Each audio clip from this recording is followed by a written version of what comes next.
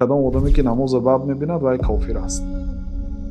کسی طهارت بد میبیند، کسی ریش بد میبیند، کسی سطر بد میبیند، کسی مسجد بد میبیند، کسی میگه که من نمیخوام که تو نماز خوان باشی، گفت وای کافر است.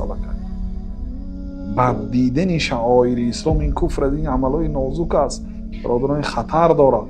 اللهی که شما را از یک قطره آب آفرید، اللهی که شما را در این صورت زیبا آفرید، اللهی که جانتان در دست اوست، اللهی که رزق شما را از روزی که حالی به دنیا نآمدید در شکم مادر بودید رزق شما را داد، اللهی که فردا بازگشت شما به نزد او هست.